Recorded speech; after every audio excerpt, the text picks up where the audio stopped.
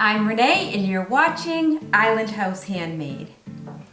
I got inspired by this small piece of remnant that I found in my bins, and it's a jersey slub. It's a beautiful, bright, vivid color. I love it. I have my quick sew pattern. This is for knit fabric, and what I'm going to do is take the short sleeve version and just, instead of making a dress, we're going to use the pattern as a reference and make a t-shirt. I also have my rotary cutter, my scissors, my craft paper, a roll of that. I have my pins, some thread for top stitch, measure, French curve, pencil, and a straight ruler. This is the V-neck t-shirt that we're going to use as our inspiration and reference to clone. And we are going to fold this inside out in half and lay it on the pattern paper, and we're going to trace it. Then what we'll do is we'll use the dress pattern as a guide and check all our lines to make sure that what we traced is similar to a real pattern. Flip your shirt inside out so that the seam allowances are showing. So you want to fold it in the center front, and you want to match the side seams, and then make sure it's folded along your center back. Take the sleeves and push them into each other. Just going to line up the neckline in your center back and your center front right at the V-neck.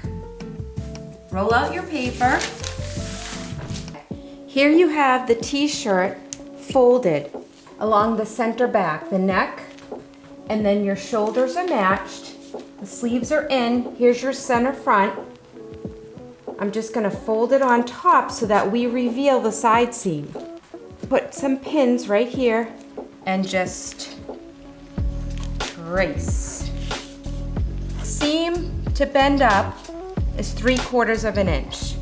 So we're going to draw a line here along the bottom edge and then add 3/4 of an inch so that you have something to bend back. This is the hem in here. Just trace the best you can.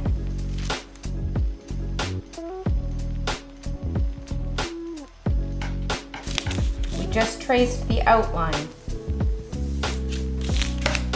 And since we traced on the outer edge with the seam allowance showing, we are going to go in 1/4 of an inch, because that's the seam allowance that they used to create the shirt. And your French curve, and look at that, it fits beautifully.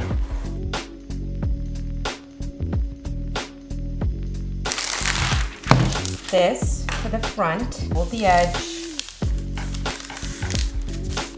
center front on, fold.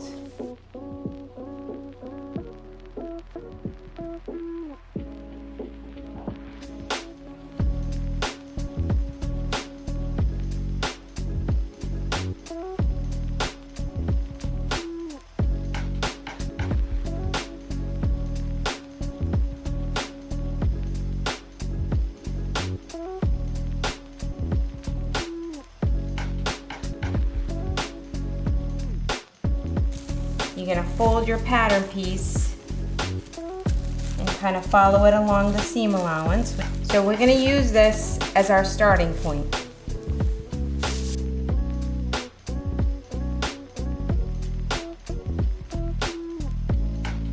Putting up the pattern pieces at the shoulders and at the armholes and at the center. My V-neck on my t-shirt is more filled in than the scoop on the dress, so I like that. That's fine.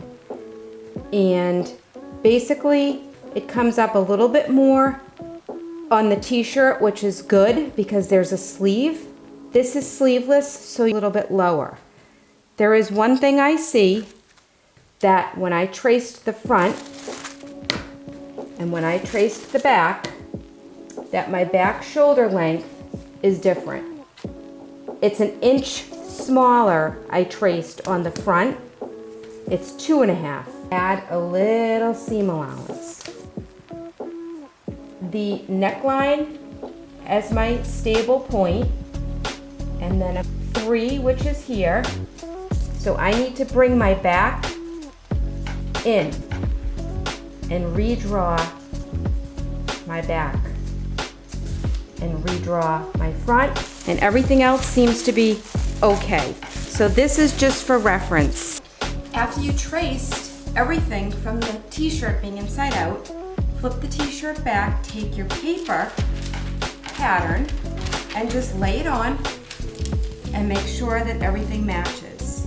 This happens to be a really good match. I traced off the sleeve from the white top, and I'm just laying the sleeve on top of the pattern piece and checking that it's very similar, and it is. And once we sew it together, it's all gonna fit back into place. To make our neck binding, we need a bias piece of fabric on the fold. Measure the neckline on the pattern piece. And so this shirt finishes at 1/2 inch.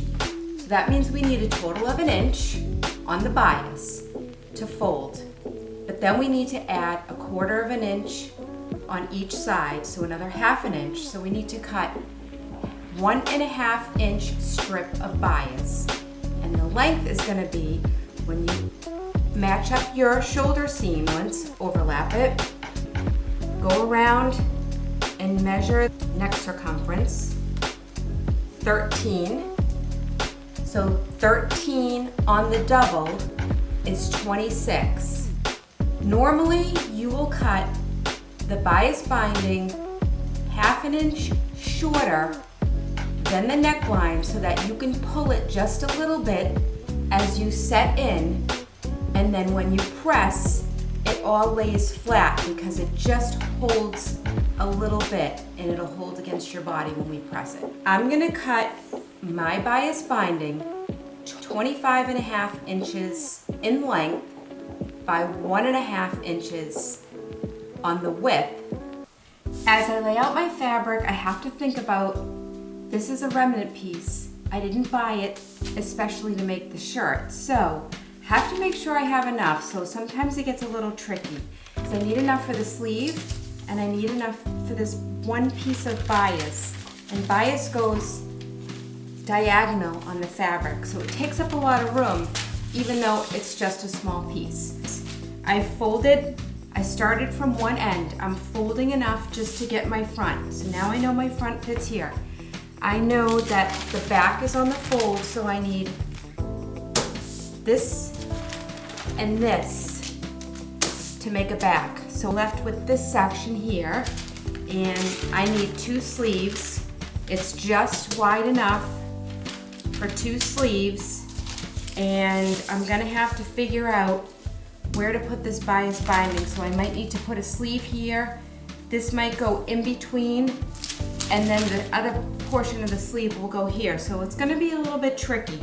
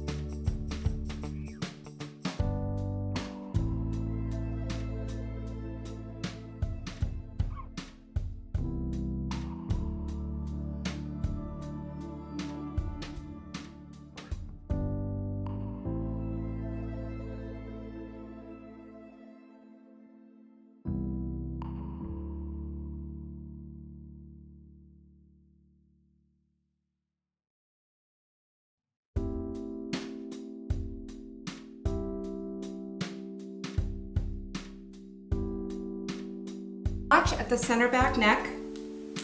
That'll just help me. Tiniest notch, okay? I put a notch at the top sleeve, so we're gonna set that at the shoulder seam. I pre-pressed the fabric. That's an important step.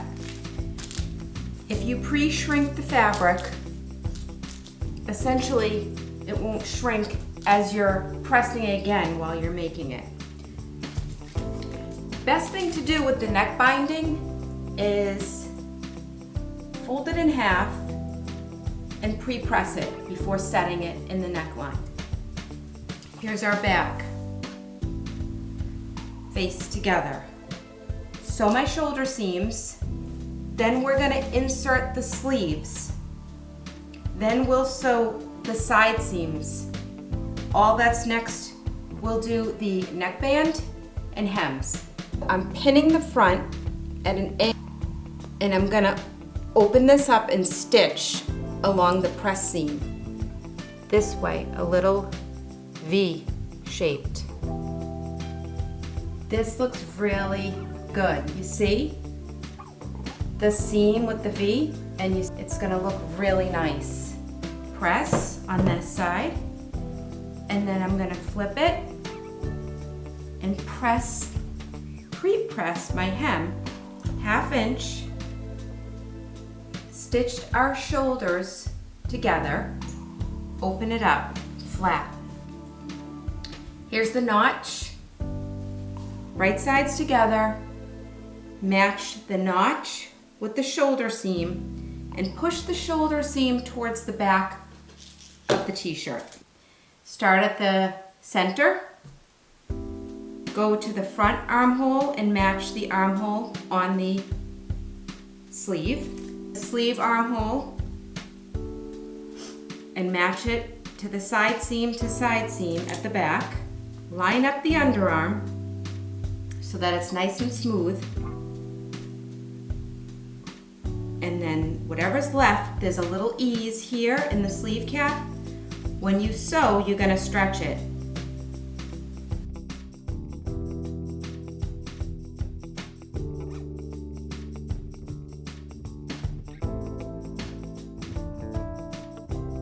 You wanna press that seam all along.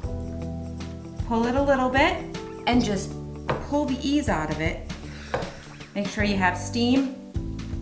Press your seam allowance on the shoulder towards the back. That way when you go to insert the neckband, everything's in place. The next step is fun, and we're gonna sew right down the armhole and down to the side seam. And here's what it looks like. I sewed all the way along the underarm down to the side seam on both sides. Now I'll press it. I've already pre-pressed my hem allowance. What I'm gonna do is go marrow around the edge, set in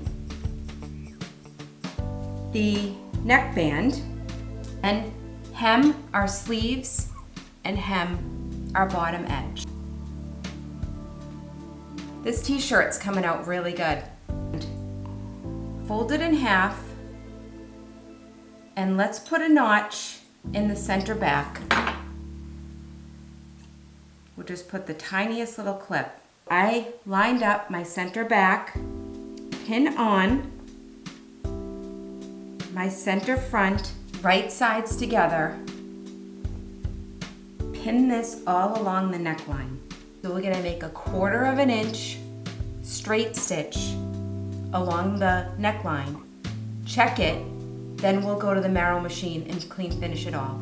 Then we'll press the seam allowance down towards the body and give it a little teeny edge stitch. You're gonna start by putting your needle where the seam is of the band. Just a little bit. We're gonna check it. Now we have to get the V seam, put our needle in that seam,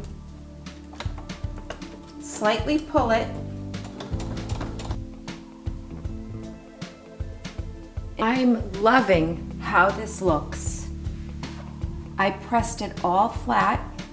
I gave the inside a marrow, Now I'm gonna add my 1/16 seam top stitch right here to hold that seam allowance from flipping up. What I'll do then is I have the marrow on the sleeve and I've already pre-bent it. I'm gonna go ahead and add my top stitch and I'm gonna top stitch my hem and the beautiful t-shirt will be ready. I finished. I cloned my Time and True t-shirt. I hope you enjoyed the video. I love the way the t-shirt came out. I'm so glad I added a little length to the sleeve, and I have this pattern now I can make over and over and over again. So use these steps, create your own t-shirt pattern, and you can make t-shirts forever. I hope I inspired you to have a creative day. Thank you so much for watching, and if you enjoyed my video, please hit the like button. And if you'd like to subscribe to the channel, it's easy, and all you have to do is hit that little subscribe button and you'll be notified every time I put a new video on. So from my home to yours, bye for now.